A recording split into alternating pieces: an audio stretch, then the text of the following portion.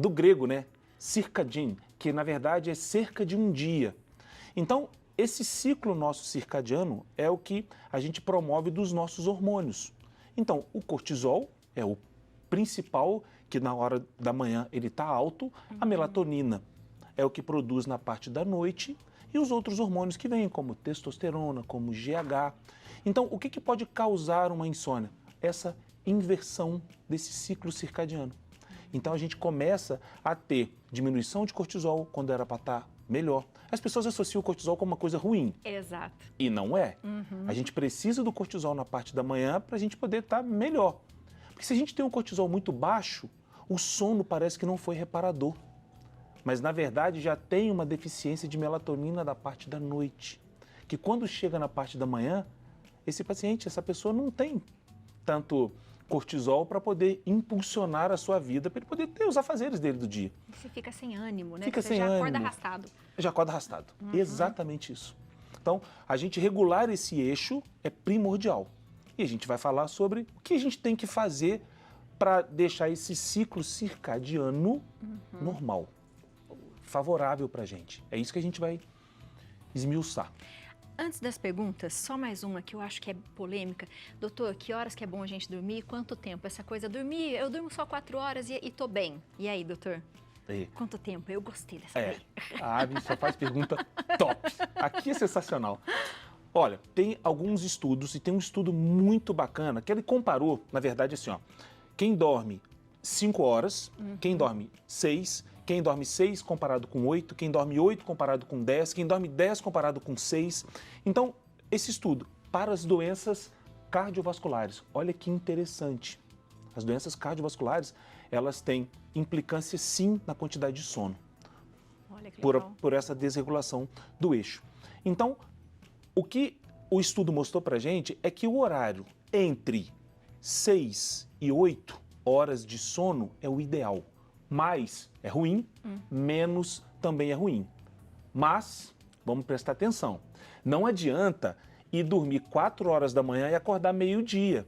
Lembra do ciclo circadiano? Se acontecer isso, o corpo não vai entender e não vai produzir os hormônios que tem que produzir.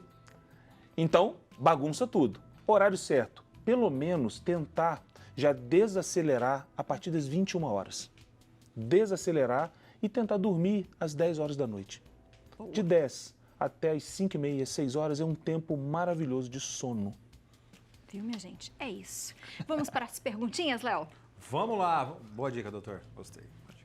Vamos falar com a Elza Alves, de Osasco. Boa tarde, povo lindo. Que isso, Elza? Obrigado. Boa tarde para você também.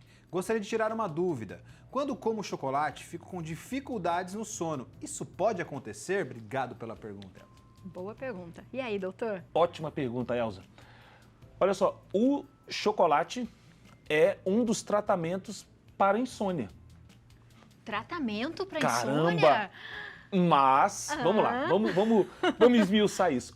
O chocolate, quando ele tem cargas mais altas, né, do cacau, 70%, 80%, ele tem triptofano. Ele tem magnésio, ele tem vitamina, ele tem mineral.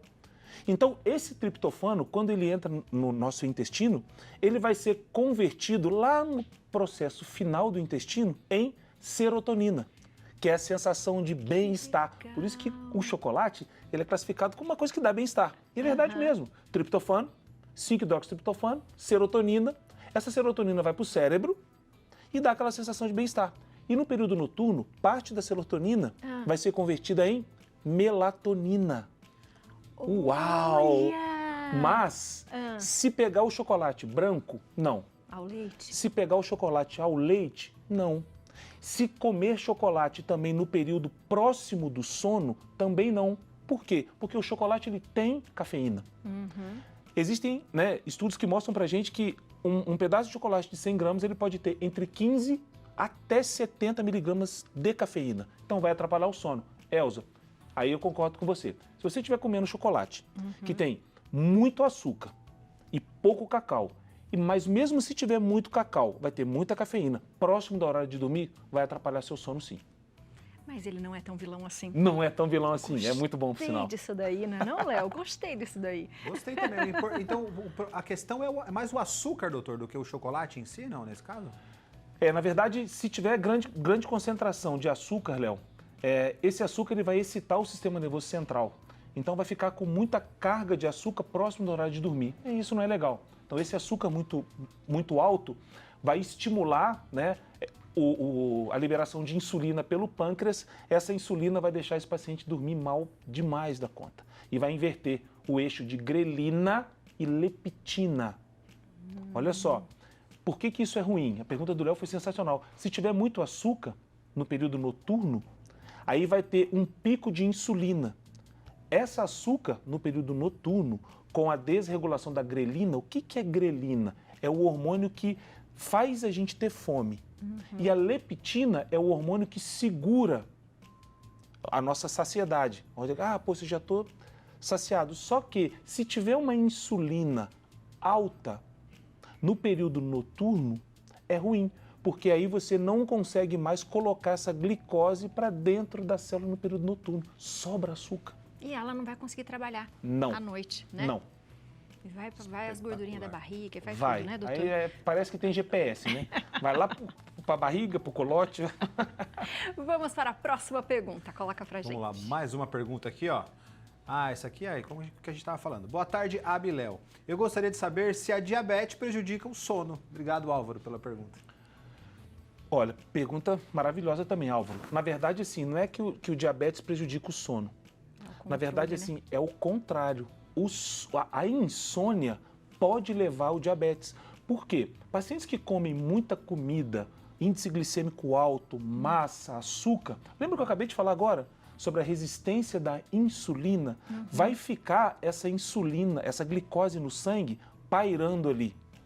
E a quantidade de insulina, que é o hormônio, pessoal, que tira a glicose do sangue, é o que ajuda a gente a não ter diabetes, ela não vai conseguir fazer o que ela tem que fazer, que é tirar o açúcar do sangue, no período noturno. Aí cria uma coisa chamada resistência periférica do receptor de insulina.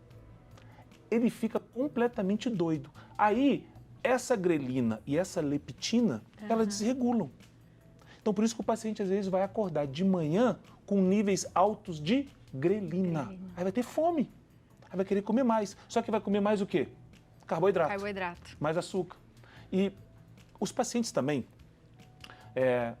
têm a ver com essa pergunta, mas olha só que interessante.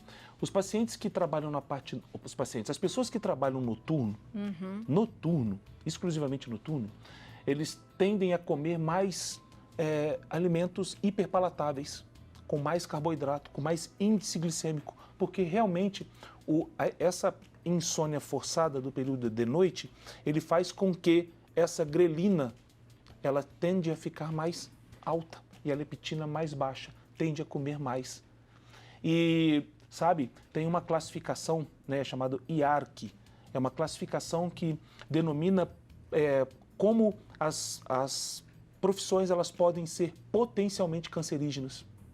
Potencialmente, tá? Então, as pessoas que trabalham de noite exclusivamente, elas são classificadas como a IARC 2, onde elas são potencialmente cancerígenas. E é isso que a gente fala sobre saúde pública. Saúde pública não é a gente colocar o remédio para diabetes mais barato.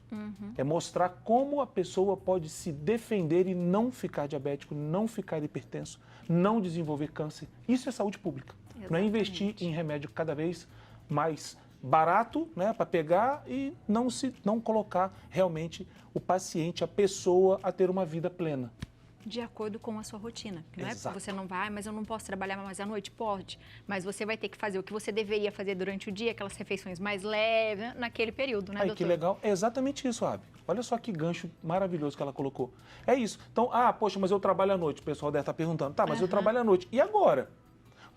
É dormir, né? Quando chegar em casa, tentar dormir, é beber água, é consumir o mínimo possível de álcool, principalmente no dia seguinte de um período noturno muito trabalhado, não fazer exercício físico assim que chegar em casa, porque já não é bom, o nível de cortisol vai estar ruim, testosterona vai estar ruim. Vai estar cansado, né? sem energia. Então, é a gente procurar fazer todo o resto melhor, já que tem que trabalhar à noite.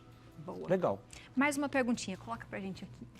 da Ana Carolina de Campina Grande. Doutor, crianças também sofrem com problemas de insônia? Se sim, o que fazer para melhorar a qualidade do sono? Boa pergunta. Olha só, isso é uma característica muito importante, né? Quando a gente fala de insônia, a gente está falando de diminuição de melatonina, a gente está falando de diminuição do cortisol, né? Criança tem isso, pouquinho. Mas o que acontece? Os hábitos familiares fazem com que a criança desenvolva problemas que não são dela, não são delas, né? Então, o que acontece? A criança, ela tem que dormir pelo menos, vamos colocar aqui uma criança até 10 anos, 11 anos, ela tem que dormir 8h30 da noite. Acabou, sabe? A casa tem que estar desacelerada. Ah, mas eu tenho que trabalhar, eu tenho que estar relatório, eu tenho que isso. Tá, você é adulto, você faz depois. A criança, ela tem que dormir no horário certo, tem que ter rotina. Então, a criança que não tem rotina, ela realmente adoece. E o que acontece? Algumas coisas acontecem, né? A criança começa a ter alimentos hiperpalatáveis. Então, começa a ter doce, começa a ter bala, começa a ter chocolate, começa a ter macarrão em excesso no período da noite. Então, o que eu falei do adulto agora, da insulina, vai acontecer com a criança. Então, a criança vai ficar com tanta glicose dentro do corpo que ela vai ficar hiperexcitada. Aí, começa a olhar tela, começa a olhar celular, começa a olhar as coisas que não deveriam estar fazendo nesse horário. O corpo da criança vai falar assim, ó, peraí, era para estar dormindo, mas agora tem muito açúcar. Então, está me dando um estímulo para eu liberar mais adrenalina na corrente sanguínea. Então, essa criança vai ficar o quê? Agitada. Não vai ter sono bom. Ela não vai conseguir dormir bem. Então, ela vai acordar uma criança cansada, vai chegar no colégio, as crianças que estudam na parte da manhã, vai ter dificuldade de aprendizado. E sabe o que vai acontecer? Infelizmente, o que a gente está vendo. Um selo de TDAH, um selo de hiperatividade, um selo, de repente, de um autismo, um selo de um monte de coisa que, quando a gente vai olhar direitinho para a família, para a criança, para os exames laboratoriais, a gente percebe que não é isso. Falta o cuidado, o ambiente propício para a criança não ter insônia. A criança não pode ter insônia. Gente, isso é muito importante, né? Porque senão você vai crescer um adulto assim também, viu? E nada de saúde, a sua saúde vai lá embaixo. Doutor, tem uma coisa que eu acho legal a gente falar, a gente até trouxe aqui, que é a lavanda, né? E eu sei que às vezes as mamães também usam nas crianças. O que a gente pode usar da lavanda? O que ela favorece? Quais os benefícios, doutor? Olha só que interessante, né? Lavanda mesmo. Essa aqui, a lavanda, ela é um óleo, né? Ela é hiperconcentrada. Como que a gente pode usar isso aqui? Interessantíssimo. Para as pessoas que têm distúrbio de insônia, né? No outro programa a gente falou sobre chás, a gente falou sobre comportamento, a gente falou sobre a luz vermelha, a gente falou sobre o ambiente. Hoje eu trouxe a lavanda. A lavanda realmente, ela já tem estudo científico comprovado que ela realmente ajuda a induzir o sono. Então o que a gente pode fazer? Para os adultos, a gente pode pingar 2 gotinhas de lavanda do óleo concentrado, esfrega e inspira. Faz 5 inspirações profundas. Além de captar mais oxigênio, o corpo já vai começar a liberar, né, dentro dessa inspiração, neurotransmissores que ajudam a relaxar. Maravilha. E quando a gente inspira a lavanda, ela vai no nosso sistema e acalma o nosso sistema. Então a gente pode colocar na mão, a gente pode colocar no travesseiro, né? Alguns já vêm assim, ó, em rolon, né? rolon. A gente pode passar aqui no punho, a gente pode passar na planta do pé, a gente pode passar na nuca, não tem problema, tá? São menos concentrados. Então, isso já vai criar um ambiente dentro do que a gente falou propício. E é claro que é associado ao que a gente conversou também do GABA. O GABA é um neurotransmissor inibitório do sistema nervoso central. Então, existem compostos que a gente usa como vitamina B6, vitamina B12, vitamina B9, que estimulam a produção de GABA. Então, o GABA desacelera o nosso sistema nervoso central, acalma o nosso cérebro, a lavanda entra e ajuda nessa inspiração a gente adormecer melhor. Uma boa noite de sono, que é o que você precisa, porque isso é saúde, né, doutor? Exato. Doutor, volte mais vezes, sempre tem mais perguntas e a gente vai falando desses assuntos todos, viu, minha gente? Obrigada, doutor, mais uma vez.